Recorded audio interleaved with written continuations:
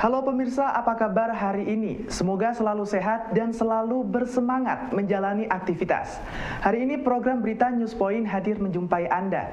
Bersama saya, Abdul Muiz. Selama 30 menit ke depan, Newspoint akan menyajikan berita terbaru seputar Universitas Brawijaya dan Malang Raya. Jangan kemana-mana, keep on this channel, Newspoint.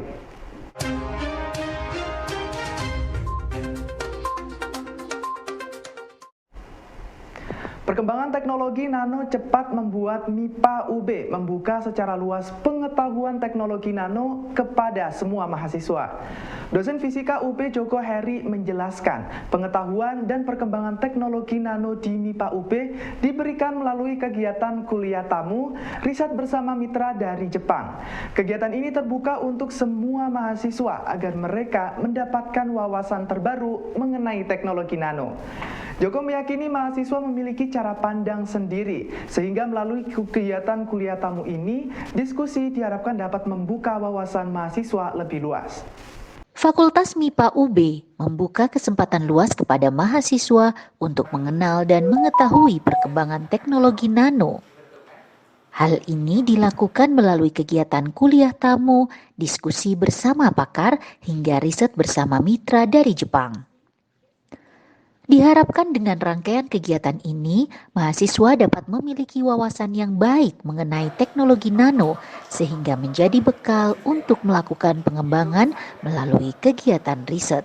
Ya, kita open S1, S2, S3 karena kita yakin itu mahasiswa punya cara pandang ya. Yang penting itu mereka memahami bahwa ilmu sains ya terutama di nano material atau nanoteknologi ini itu bisa bermanfaat untuk banyak aplikasi ya, tergantung kita idenya mau kemana. Langkah internasionalisasi universitas terus berlanjut dengan menggandeng berbagai universitas top dunia. Direktur International Office Didik Hartanto menjelaskan saat ini UB sedang berkomunikasi intens dengan berbagai kampus top dari Taiwan, Jepang, Singapura, dan negara lain dalam berbagai bidang kerjasama. Terdapat beberapa hal yang nantinya akan dikerjasamakan meliputi pertukaran mahasiswa dan dosen, riset kolaborasi, hingga publikasi ilmiah. UB juga sedang berupaya meningkatkan jumlah mahasiswa dan dosen asing yang melakukan inbound di UB. Saat ini di beberapa fakultas seperti Teknologi Pertanian, MIPA, Fakultas Teknik, FIB, hal tersebut sudah berjalan. Didik menyebut nantinya program inbound ini akan ada di semua fakultas dengan berbagai skema kerjasama.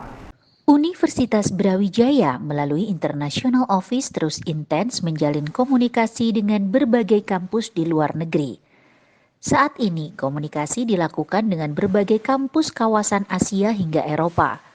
Komunikasi tersebut diharapkan dapat berujung kepada penandatanganan MOU dalam berbagai bidang. Hal ini merupakan langkah nyata UB untuk mewujudkan internasionalisasi UB sebagai perguruan tinggi global dengan berbagai bidang keilmuan. Brawijaya sekarang sedang melaksanakan kerjasama internasional, salah satunya dengan NCU atau Nagoya City University. Jadi memang NCU ini sangat entusiastik melaksanakan inisiasi kerjasama dengan UB, dengan nanti bisa menyusun MOU dan juga MOA dan juga bisa ke level-level teknis berikutnya sampai ke level prodi, program studi maksud saya, itu akan meningkatkan jumlah inbound students dan juga outbound students. Nah, jadi pada bulan Mei tahun 2023, NCU mengundang UB dengan skema fully funded dari NCU, 3 orang delegasi dari UB diundang ke sana untuk menjajaki kerjasama, yaitu 3 pillars, yakni education, kemudian juga community service dan juga research. Jadi itu akan dikembangkan. Selain dengan NCU juga akan dikembangkan kerjasama dengan Waseda University, Tokyo University.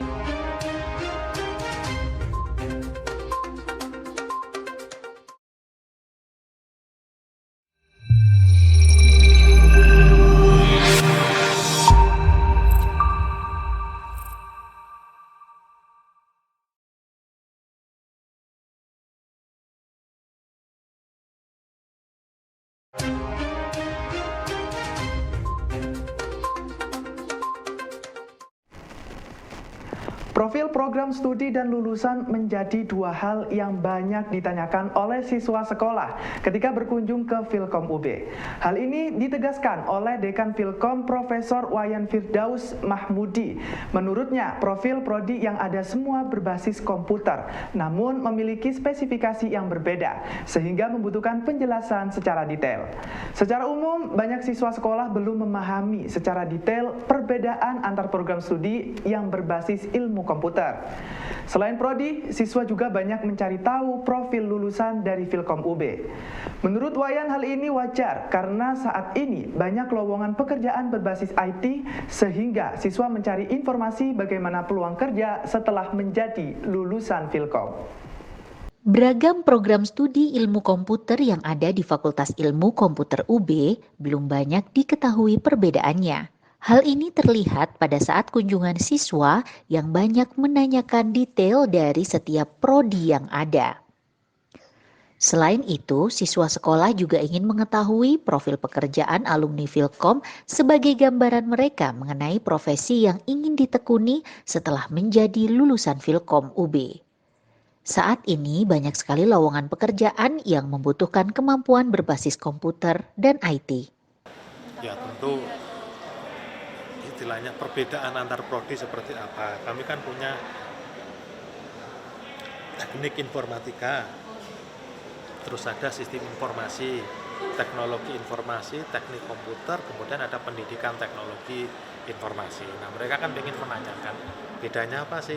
Nah secara gampang ya, kalau misalnya saya bilang ke informatika itu lebih ke pengembangan algoritma, misal ya, sama perangkat lunak lah. Teknik komputer itu agak-agak menangani hardware. Kemudian teknologi informasi itu bagaimana penerapan di masyarakat. Lebih-lebih ke kita unsur sosialnya itu ada. Sama sistem informasi penerapan sistemnya itu seperti apa, lebih ke organisasi. Nah, biasanya itu yang mereka tanyakan. Karena kan mereka bingung nih, kok pilihannya banyak ya, sama-sama komputer. Nah, itu yang kami jelaskan pada saat kunjungan. Termasuk juga cara masuk, tes-tesnya apa saja, itu kan nasional kan, ada tes jalur mandiri juga, kemudian profil lulusannya seperti apa. Nah, biasanya kami tunjukkan ini loh, lulusan kami bekerja di Tokopedia, bekerja di Gojek, ada yang menjadi istilahnya programmer freelance gitu ya. Nah, itu biasanya yang paling sering ditanyakan dan memang related. Mereka melihat ini loh, yang lowongan pekerjaan paling banyak kan. Program studi teknik informatika dan prodi sistem informasi menjadi dua prodi favorit dengan peminat paling tinggi di Filkom UB. Menurut Dekan Filkom Profesor Wayan Firdaus Mahmudi menjelaskan dua prodi tersebut memiliki keketatan tertinggi antara jumlah peserta dan kursi yang tersedia. Angka ketertarikan tersebut menurut Wayan mencapai 20% dengan gambaran dari 100 pendaftar hanya 4 hingga 5 yang diterima di dua prodi tersebut. Hal ini menjadi cambuk penyemangat bagi Filkom UB untuk menjaga kualitas semua prodi yang ada dengan meningkatkan kualitas pembelajaran. Peningkatan sarana dan laboratorium serta jenjang dengan berbagai perguruan tinggi lain dan dunia industri bidang teknologi.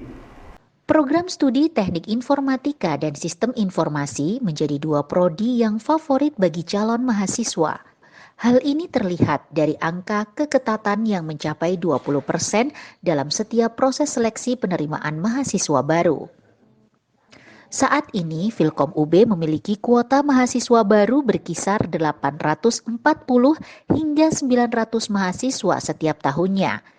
Secara umum jumlah ini konstan sejak tahun 2017 hingga tahun ini. Ya tentu istilahnya perbedaan antar prodi seperti apa. Kami kan punya teknik informatika, terus ada sistem informasi, teknologi informasi, teknik komputer, kemudian ada pendidikan teknologi informasi. Nah mereka kan ingin menanyakan bedanya apa sih? Nah secara gampang ya, kalau misalnya saya bilang ke informatika itu lebih ke pengembangan algoritma, misal ya, sama perangkat lunak lah. Teknik komputer itu agak-agak menangani hardware. Kemudian teknologi informasi itu bagaimana penerapan di masyarakat. Lebih-lebih ke kita unsur sosialnya itu ada. sama sistem informasi penerapan sistemnya itu seperti apa, lebih ke organisasi. Nah, biasanya itu yang mereka tanyakan, karena kan mereka bingung nih, kok pilihannya banyak ya, sama-sama komputer. Nah, itu yang kami jelaskan pada saat kunjungan, termasuk juga cara masuk, tes-tesnya apa saja, itu kan nasional kan, ada tes jalur mandiri juga, kemudian profil lulusannya seperti apa. Nah, biasanya kami tunjukkan, ini loh lulusan kami bekerja di Tokopedia, bekerja di Gojek, ada yang menjadi istilahnya programmer freelance gitu ya. Nah, itu biasanya yang paling sering ditanyakan dan memang related. Mereka melihat ini loh, yang lowongan pekerjaan paling banyak kan. Saham sektor telekomunikasi menjadi pilihan investasi jelang Ramadan dan Idul Fitri. Pengamat pasar modal UB Noval Adib melihat saham telekomunikasi saat ini akan bergerak naik hingga Idul Fitri. Hal ini tidak terlepas dari kinerja sektor telekomunikasi yang mengalami kenaikan trafik pada saat bulan puasa dan Idul Fitri. Namun Noval menyarankan agar investor tetap melihat kinerja fundamental saham tersebut karena tidak semua saham telekomunikasi yang ada di pasar modal memiliki likuiditas yang baik. Menurutnya, ada dua saham yang menarik dari sektor telekomunikasi yang dapat menjadi pilihan, yaitu saham Telkom dan Indosat. Peningkatan penggunaan komunikasi melalui handphone pada saat bulan Ramadan dan Idul Fitri menjadi berkah bagi perusahaan telekomunikasi. Hal ini biasanya juga berdampak pada pergerakan saham sektor telekomunikasi di pasar modal. Saham perusahaan telekomunikasi biasanya mengalami kenaikan saat bulan puasa hingga Idul Fitri, sehingga dapat menjadi pilihan investasi pada semester ini. Jadi memang untuk sektor telekomunikasi ini memang beberapa tahun terakhir memang cukup aktif ya gerakannya ya. Jadi seiring dengan kemajuan teknologi yang baik perangkat kerasnya yang HP ataupun perangkat lunaknya seiring dengan kayak beberapa sarana telekomunikasi yang bikin berkembang, itu juga menopang kinerja saham telekomunikasi.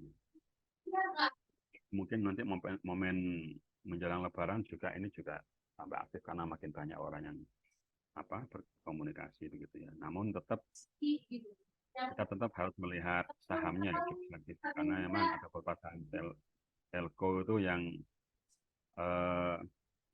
kurang aktif ya, jadi tetap selektif. Jadi kalau saya melihat itu kayak TLKM, Telkom, hanya Telkom atau ISAT ya atau Indosat itu mungkin tetap jadi leader di sektornya ya.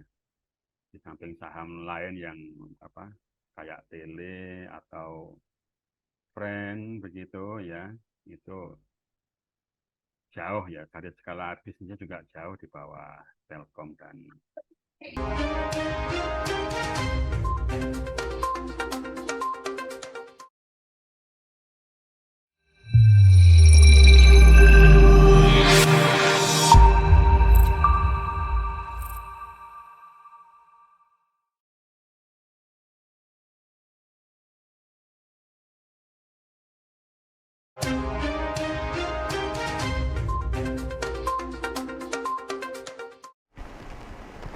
Saham telekomunikasi hingga sektor konsumsi dapat menjadi pilihan investor jelang bulan puasa dan Idul Fitri. Diperkirakan saham kedua sektor ini mengalami kenaikan seiring dengan peningkatan konsumsi dan komunikasi masyarakat. Saham dua sektor ini dapat melalui dikumulasi oleh investor pada saat ini hingga semester pertama tahun 2023. Pengamat pasar modal UB Noval Adib melihat pergerakan saham kedua sektor tersebut akan mengalami kenaikan hingga saat Idul Fitri. Saat ini perusahaan telekomunikasi dan sektor konsumsi sudah mulai gencar meluncurkan produk baru dan promosi melalui berbagai media. Namun, Noval meminta investor tetap memahami kinerja perusahaan sebelum memutuskan untuk berinvestasi. Peningkatan penggunaan handphone dan budaya silaturahmi saat bulan puasa hingga Idul Fitri menjadi berkah bagi saham sektor konsumsi dan telekomunikasi. Saham Telkom, Indosat, Indofood, Garuda Food, dan lainnya diyakini akan terkerek naik seiring dengan peningkatan konsumsi selama bulan puasa dan lebaran. Saham tersebut dapat menjadi pilihan bagi investor untuk dikoleksi agar mendapat keuntungan maksimal. Budaya silaturahmi di bangsa kita tuh menjelang Lebaran itu kan, atau momen Lebaran itu kan meningkat begitu ya. Jadi paling enggak penggunaan kuota untuk kirim salam melalui WhatsApp begitu ya kan. Itu trafiknya saya yakin akan meningkat. Tentunya di samping yang silaturahmi langsung mudik begitu, tapi dengan kerabat yang lebih jauh, saya kira pemanfaatan sarana telekomunikasi itu akan meningkat baik di menjelang puasa maupun di menjelang lebaran itu. Jadi seperti itu. Ini sangat cukup menopang ya kan. Di samping saham yang memang sudah langganan naik menjelang lebaran ya, seperti saham di bidang produk-produk unggas, baik CPN maupun CPFA, atau saham konsumsi saham customer yang lain. Sebagai bentuk pelayanan terhadap mahasiswa Fakultas Teknologi Pertanian UB menyediakan fasilitas air siap minum untuk mahasiswa. Fasilitas yang tersedia di lobi gedung utama FTP UB ini banyak diminati oleh mahasiswa. Dengan membawa botol minuman sendiri, mahasiswa terlihat secara bergantian mengisi air siap minum di sela kegiatan perkuliahan. Para mahasiswa mengisi air minum sesuai dengan kebutuhan mereka sendiri. Fasilitas ini memberikan dua manfaat besar bagi mahasiswa, karena mereka tidak perlu membeli air minum kemasan setiap kegiatan kuliah dan mengurangi peredaran botol plastik bekas air minum setiap harinya. Selain itu, air siap minum ini juga mengurangi air minum sisa yang terbuang percuma dalam botol.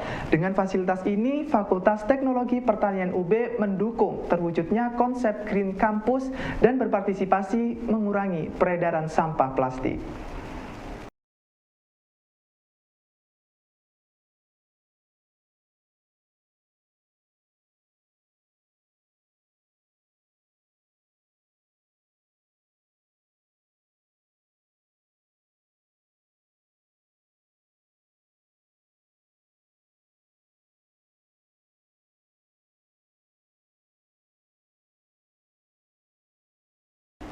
Sajian kopi lokal berkualitas menjadi menu andalan dari Kopi Tani yang berlokasi di samping gedung Fakultas Pertanian UB. Kafe yang dikelola oleh mahasiswa Pertanian UB ini menyuguhkan berbagai kopi lokal dari Dampit dan daerah lainnya. Rian Saputra, barista yang mengelola Kopi Tani, mengatakan Kopi Tani merupakan kafe yang bertujuan mendukung keberadaan petani kopi lokal. Untuk itu, Kopi Tani menyajikan varian kopi dari berbagai daerah di Malang dalam berbagai varian. Terdapat beberapa varian yang menjadi unggulan dari Kopi Tani. Dengan lokasi yang strategis di dalam kampus, Kopi Tani menjadi salah satu pilihan bagi mahasiswa untuk berkumpul, berdiskusi sambil mendukung produk dari petani kopi Malang Raya.